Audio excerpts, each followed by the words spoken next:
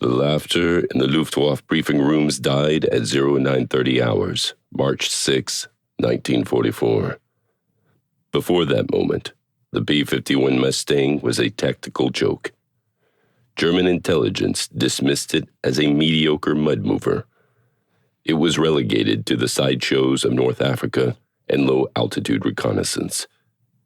The Luftwaffe relied on a mathematical certainty, the gap of death.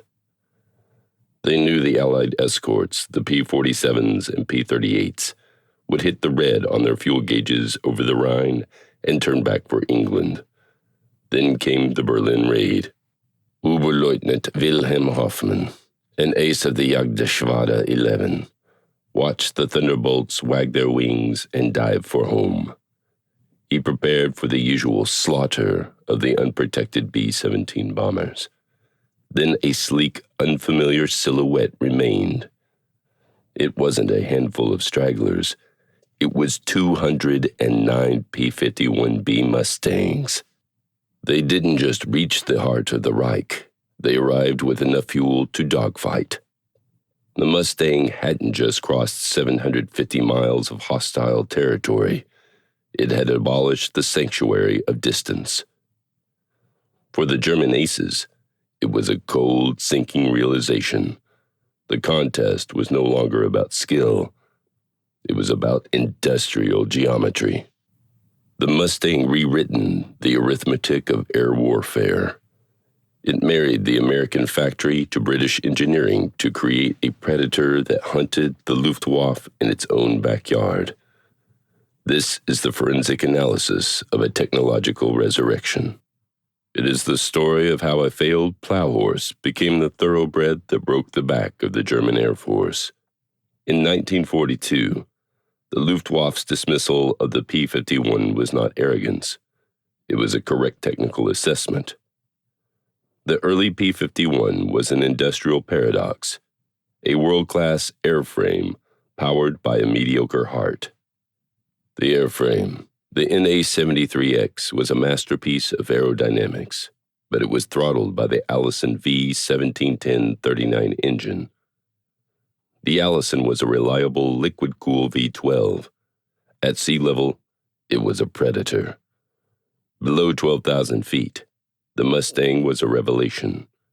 It was faster than the Bf-109F and more stable than the Spitfire Mark V. But the war for Europe's survival was not fought at the treetops. It was fought in the killing zone above 25,000 feet. At high altitude, the Allison engine suffered a catastrophic, predictable failure of physics. It utilized a single-stage, single-speed supercharger. This was its one lung. As the air became thinner, the Allison supercharger could not compress enough oxygen to maintain combustion. The forensic data is damning. At sea level, the Allison produced 1,150 horsepower. By the time it reached 20,000 feet, that output plummeted to a wheezing 700 horsepower. The engine was literally gasping for air. The manifold pressure dropped, and with it, the Mustang's lethality. German aces in Messerschmitt 109Gs and Volke-Wulf 190s operated with a massive power surplus at these heights. To an experte like Adolf Galland, the P-51 was a nuisance, not a threat. It was a fighter that couldn't climb and couldn't stay. The Luftwaffe's intelligence service, the Abwehr, correctly categorized the Mustang as a low-altitude specialist. The British Royal Air Force reached the same conclusion. They refused to use the early Mustangs for air superiority. They relegated the Mustang Mark I to the Army Co-Operation Command. Its duties were menial: reconnaissance and train strafing. The Americans had built a thoroughbred airframe. Then they had hitched it to a plow horse engine. The Allison lacked the second stage. It lacked the intercooler required to manage the heat of high-compression air. Without a two-stage supercharger, The P-51 was a 400-mile-per-hour fighter effectively grounded by the laws of thermodynamics. The German High Command looked at the P-51 and saw a failed American experiment. They assumed the Allies were incapable of marrying high-speed airframes with high-altitude power. This was the Luftwaffe's first and most fatal strategic error. They assumed the Allison's failure was the Mustang's ceiling. They forgot that the British had already solved the high-altitude problem with the Merlin. The Allison failure was the quiet phase of the P-51. It was the moment of deceptive weakness that lured the Luftwaffe into a false sense of security. The Germans were right about the engine. They were dead wrong about the airframe's potential. The resurrection of the P-51 began with a casual observation by a British test pilot named Ronald Harker. Harker, known as the man with the golden ear, flew the Allison-powered Mustang in April 1942. He landed with a stunning realization. The airframe was far superior to the engine. His report to Rolls-Royce was the catalyst for the industrial marriage that won the war. He didn't just suggest a swap, he suggested a technological transfusion. The proposed heart was the Rolls-Royce Merlin 61. This was the engine that saved the Spitfire from the FW-190. The Merlin 61 was a masterpiece of two-stage lungs. Unlike the single-stage Allison, the Merlin featured a two-speed, two-stage supercharger. This was the mechanical equivalent of giving the Mustang an extra set of high-altitude lungs. The supercharger compressed the thin air twice, utilizing an intercooler to manage the resulting heat. This meant the engine didn't choke as it climbed, it thrived. The conversion project, codenamed AL510, moved with the speed of a forensic emergency. Rolls-Royce engineers at Hucknall spent only 102 days integrating the British engine into the American airframe. The result was the Mustang X. It was an industrial monster. The performance jump was not incremental. It was a vertical leap in capability. With the Merlin, the Mustang's top speed at 30,000 feet jumped from a sluggish 340 miles per hour to a blistering 441 miles per hour. Horsepower at high altitude didn't just double. It became a dominant force. The Merlin 61 delivered 1,580 horsepower at 23,000 feet, where the Allison had collapsed to 700. The Mustang had finally caught up to the air it was meant to fly in. Across the Atlantic, the North American Aviation NAA team, led by Edgar Schmude, watched this British data in shock. They immediately pivoted production to the P-51B and C models, powered by the American-built version of the Merlin, the Packard V1653. The Packard Merlin was the pinnacle of the American mass production miracle.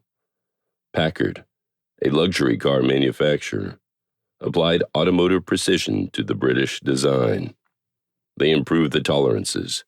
They simplified the parts for the assembly line. The result was an engine that was more reliable than the original British version, produced in the thousands. This was the transatlantic marriage, British thermodynamic genius, married to American industrial scale. German intelligence, however, was still looking at the 1942 data. They remained convinced that the Mustang was a low-altitude mud mover with a single-stage engine. They failed to account for the Packard factory.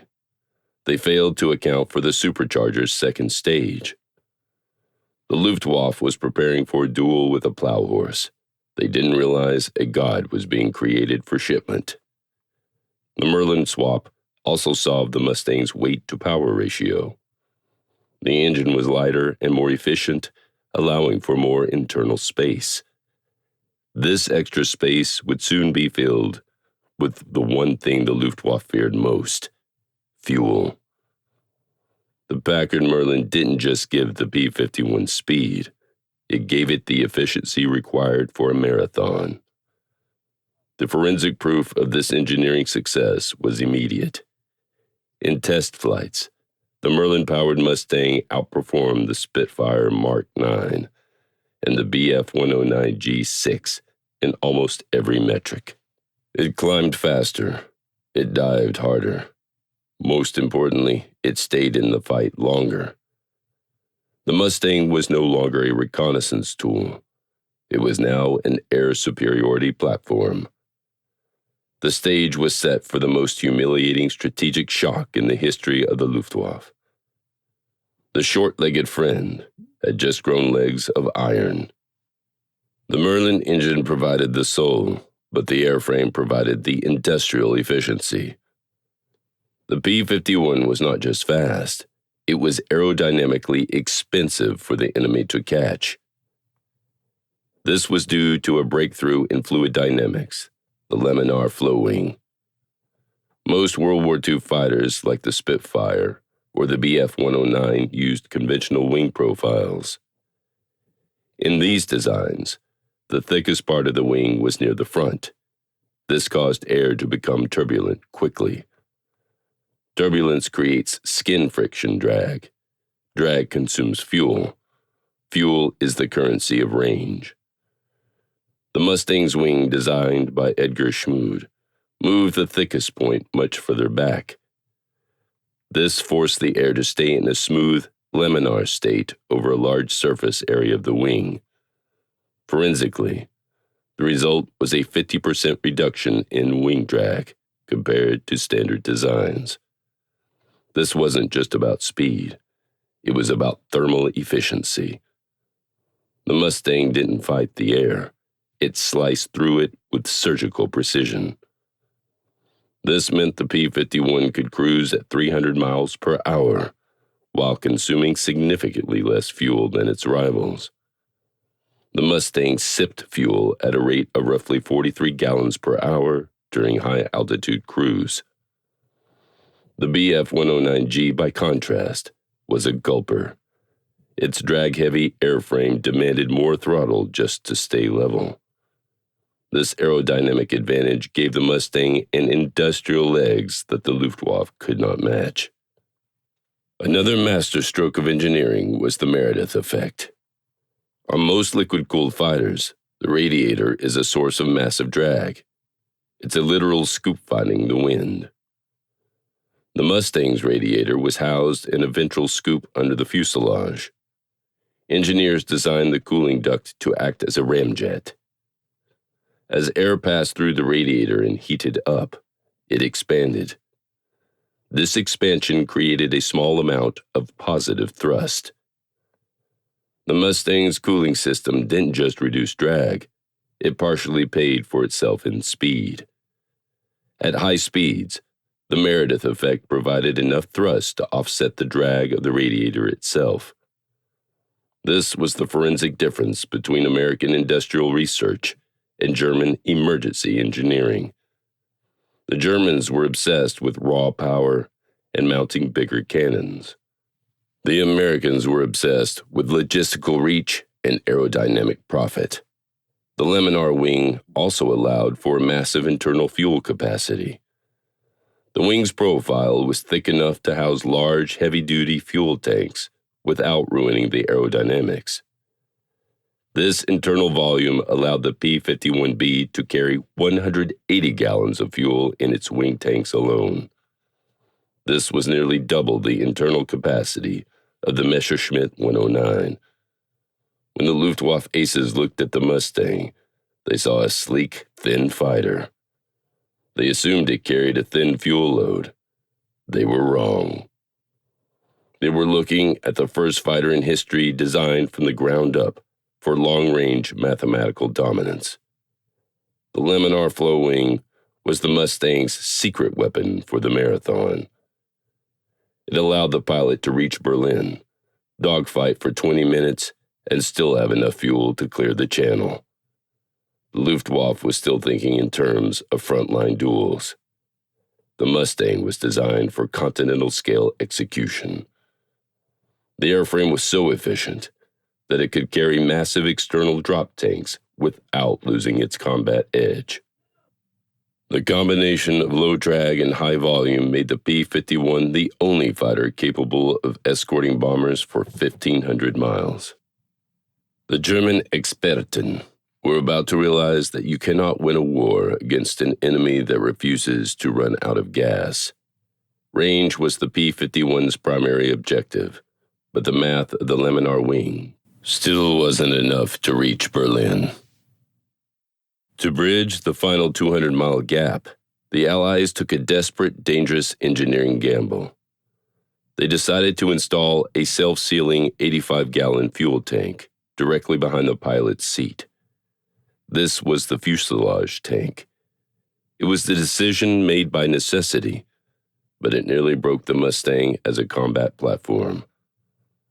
Forensically, the addition of 85 gallons of high-octane fuel, weighing roughly 510 pounds, wreaked havoc on the aircraft's center of gravity, CG. When this tank was full, the Mustang's CG moved dangerously far to the rear. This created a state of longitudinal instability. The aircraft became twitchy and hypersensitive to elevator input. If a pilot pulled too hard in a turn with a full fuselage tank, the nose would snap up uncontrollably. This often led to an immediate, violent, high-speed stall or spin. For the average pilot, the Mustang transformed from a thoroughbred into a widowmaker during the first 2 hours of a mission. The tactical directive was grim. Pilots were ordered to fly straight and level and burn the fuselage fuel first. During the cruise toward the German border, the P-51 was a flying bomb. If jumped by a Luftwaffe patrol while the rear tank was full, the Mustang could not dogfight. Its controls were too heavy, its balance was gone, and it was sitting on a highly flammable liquid fuse. The Luftwaffe, however, missed this forensic window of vulnerability. German intelligence assumed the P-51 had the same weight distribution as their own Bf-109, which carried its fuel centrally under the pilot. They didn't realize that for the first 90 minutes of an escort mission, the American pilots were fighting their own airframes more than the enemy. The psychological toll on the American little friends was immense. They were flying hundreds of miles over hostile territory, strapped to a volatile tank that made the plane nearly unflyable in a scramble. But once that fuel was consumed, the CG moved forward. The beast was tamed. The Mustang would suddenly snap back into its high-performance profile just as it reached the German frontier. This was the transition point, the moment the P-51 shed its instability and became the most lethal dogfighter in the sky. The 85-gallon gamble was the ultimate expression of the Allied commitment to logistical overmatch. The United States Army Air Force accepted the risk of pilot fatigue and technical instability in exchange for the arithmetic of reach. To supplement this internal load, the P-51 carried two 75-gallon or 108-gallon drop tanks under the wings. These external tanks were a miracle of industrial ingenuity. To save precious aluminum, the Allies produced thousands of 108-gallon tanks made of pressurized paper and glue. They were cheap, disposable, and aerodynamically clean. A Mustang carrying two 108-gallon drop tanks and a full internal load had a total fuel capacity of 489 gallons. Compare this to the Bf-109 G6, which carried a total of only 105 gallons internally. Even with a 79-gallon drop tank, the Messerschmitt was operating at a 2.5 to 1 disadvantage in fuel volume. This was the fuel delta that the German aces failed to calculate. They saw the P-51 as a fighter. They should have seen it as a long-range fuel delivery system, equipped with 6 50-caliber machine guns. The 85-gallon tank was the brutal price of admission to the skies over Berlin. It was a dangerous, unrefined solution that worked because the American industrial machine could afford to gamble with its pilots' lives to achieve a strategic result. By the time the German aces engaged the Mustangs over the capital, the Americans had already burned their unstable fuel. The Luftwaffe was engaging a fully balanced, high-performance Predator, while they themselves were already looking at their low fuel warning lights. The gamble had paid off. The P-51 didn't just have long legs. It had a hidden lung that the Luftwaffe never saw coming. The Luftwaffe's greatest failure on D-Day was air superiority. Their greatest failure in the Reich was geographic arrogance. German intelligence, the Abteilung Fremde Luftmacht, operated on a static model of escort capability. They had studied the P-47 Thunderbolt. They knew its range was limited by its massive, thirsty Pratt & Whitney R-2800 engine. They had studied the P-38 Lightning. They knew its cooling issues at high altitude made it a secondary threat in the frozen European sky. The Germans calculated a safe zone for their interceptors. This was the area beyond the range of Allied fighters. They called this the Gap of Death. In this zone, roughly everything east of the Rhine, the B-17 and B-24 bombers were supposedly defenseless. The German strategy was built entirely around this gap. They designed heavy interceptors like the Bf-110 and the Me-410 to loiter in this zone. These aircraft were Polke Zerstörer, formation destroyers. They were slow, twin-engine trucks armed with massive 21-centimeter BR rockets and 30-millimeter cannons. In a dogfight, they were useless. Against unescorted bombers in the Gap of Death, they were executioners. The German High Command, led by Hermann Göring, believed the P-51 was a low-altitude specialist. They failed to conduct a forensic analysis of the Mustang's internal volume. They assumed that if a fighter looked like a Spitfire, it must have the range of a Spitfire. This was a catastrophic failure of industrial intelligence. The Mustang's secret was its volumetric efficiency. Because of the laminar flow wing and the fuselage tank, it carried 489 gallons of fuel. The Luftwaffe standard interceptor, the Bf-109G, carried only 105 gallons. Even with a 79-gallon drop tank, the Messerschmitt had less than half the legs of the Mustang. The shock arrived on March 4, 1944. The Luftwaffe scrambled its heavy Zerstörer units to intercept a bomber stream heading for Berlin. They expected to find the B-17s alone. They expected an easy harvest of aluminum and American lives. Instead, they hit a wall of P-51B Mustangs. The Gap of Death had vanished overnight. The massacre of the Zerstörer units was immediate and forensic. The twin-engine Me-410s, weighed down by heavy rockets, were no match for the Merlin-powered Mustangs. The P-51s simply picked them off like sitting ducks. In one afternoon, the Luftwaffe's specialized bomber-killer force was rendered obsolete. Göring was reportedly in denial. He famously stated, "I could not believe it. I saw American fighters over Berlin, and I said to myself, we have lost the war." It wasn't just a loss of aircraft. It was a doctrinal collapse. The Luftwaffe had spent 2 years and millions of Reichsmarks developing their Zerstörer units to fight a war that no longer existed. They had optimized their force for a short-legged enemy. The Americans had delivered a long-legged Predator. The Germans were now forced to use their elite Bf-109 and Fw-190 day fighters for bomber interception. But these fighters had been designed for short-range defensive scrambles. Now they were being forced into high-altitude, long-duration patrols against a superior number of Mustangs. The Mustang didn't just protect the bombers, it fixed the Luftwaffe in space.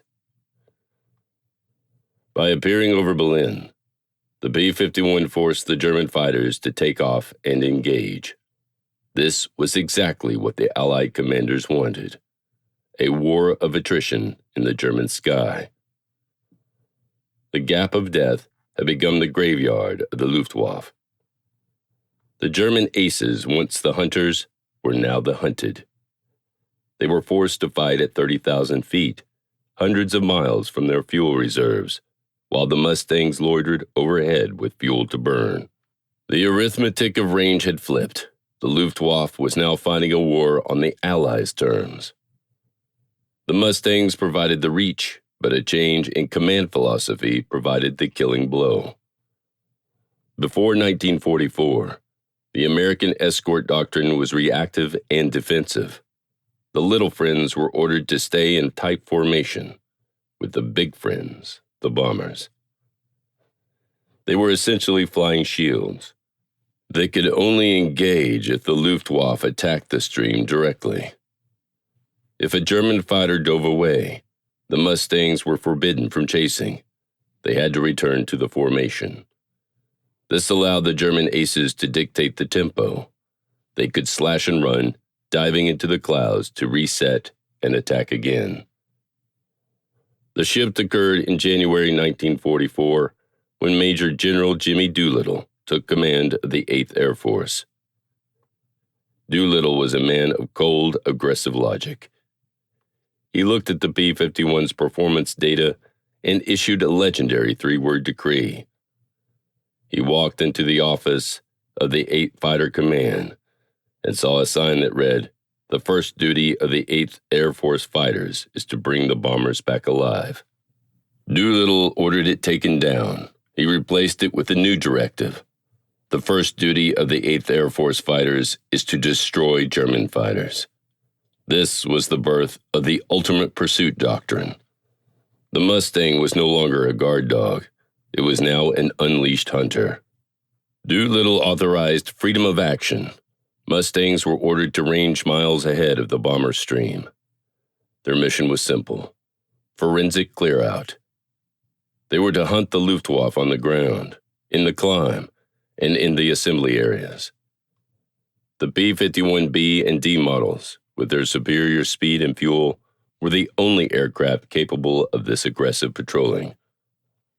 They began hitting the Luftwaffe where they were most vulnerable, the assembly points. German defensive tactics relied on fighters gathering in large pulks, swarms, before attacking the bombers. Now, as the German 109s and 190s were circling to form up, they were jumped by hundreds of Mustangs, diving from the sun. The Luftwaffe was being intercepted during its own interception. Doolittle's decree turned the German sky into a 360-degree combat zone. The Mustang pilots utilized a tactic called zipping. They would strafe German airfields as the interceptors were taking off.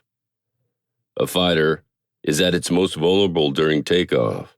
It is slow, heavy with fuel, and the pilot is focused on the instruments. The Mustangs, with their 1,500-mile range, could loiter over German bases for over an hour. They would orbit at 20,000 feet, wait for the dust to kick up on the runway, and dive. This was industrialized execution. The Allies weren't just winning dogfights. They were destroying the Luftwaffe's generation capacity. By early 1944, the Luftwaffe was losing more aircraft on the ground or during takeoff than in actual bomber defense. The Mustang 6 50 caliber M2 Browning machine guns were perfect for this role. While the Germans obsessed over heavy 30mm cannons for killing bombers, the 50 caliber was a high-velocity buzzsaw. It provided a dense, lethal pattern of fire that shredded the thin aluminum skins of the 109s and the radial engines of the 190s. The forensic evidence of this shift was found in the German loss records. Between January and April 1944, the Luftwaffe lost over 1,000 experienced pilots. This was the Doolittle effect. By untethering the Mustang, Doolittle had turned the air war into a war of absolute attrition. The German aces, who once laughed at the short-legged P-51, were now being hunted in their own patterns. They couldn't even land safely.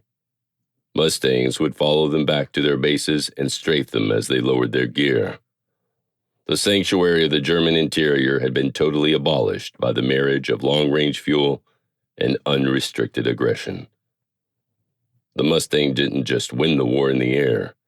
It ended the Luftwaffe's ability to even enter the air. The Mustang didn't just destroy German aluminum. It destroyed the human capital of the Luftwaffe. By mid-1944, the German Air Force was suffering from a terminal pilot vacuum. This was the result of a catastrophic disparity in training and industrial philosophy. An American P-51 pilot entered combat as a highly polished product of a massive industrial assembly line. They arrived in Europe with an average of 360 to 450 total flight hours. This training was conducted in the vast, safe skies of the American interior. They were taught by combat veterans who had been rotated home specifically to pass on their survival knowledge.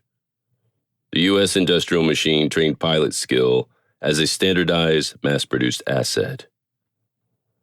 The goal was high-volume competency. Every pilot was a reliable, interchangeable part of a massive machine. The Luftwaffe, by contrast, operated on the cult of the individual warrior. German Experten, aces, like Erich Hartmann, Gerhard Barkhorn, and Gunther Rahl, were legendary. They stayed on the front lines until they were killed, captured, or physically collapsed. They achieved 100, 200, or 300 kills, but they were not training the next generation. They were essentially silos of expertise that were not being shared. The German system prioritized the score of the ace over the survival of the force. As the Mustang began its ultimate pursuit patrols, it systematically began removing these high-value targets. Even a veteran with 100 kills could not survive a 4-on-1 engagement with Mustangs that had a 50-mile-per-hour speed advantage. When a German ace died, his knowledge died with him. There was no institutional memory to replace him. The forensic impact on the Luftwaffe's training pipeline was logistical suicide. By late 1943, the shortage of aviation fuel caused by Allied bombing forced the Luftwaffe to slash training times. While American pilots were flying 100 hours of specialized combat tactics, German students were grounded. By late 1944, the disparity was a death sentence. A new German pilot entered the sky with only 50 to 80 total flight hours. Some were sent into combat with as little as 20 hours in their actual fighter types. They were cannon fodder. They lacked the basic skills to even take off safely in a high-torque fighter like the Bf-109K. The Mustang pilots, cruising at 30,000 feet in their stable, Merlin-powered airframes, were essentially executing students. Forensically, the Luftwaffe was no longer a professional air force. It was a collection of a few exhausted veterans surrounded by thousands of terrified novices. The P-51's range ensured there was no longer a safe zone for training. Mustangs began strafing German training airfields in the deep interior of the Reich, places like Brandenburg and Saxony. They shot down student pilots during their first solo flights. They destroyed the seed corn of the Luftwaffe. The Allies were attacking the process of becoming a pilot. The German industrial base could still produce aircraft.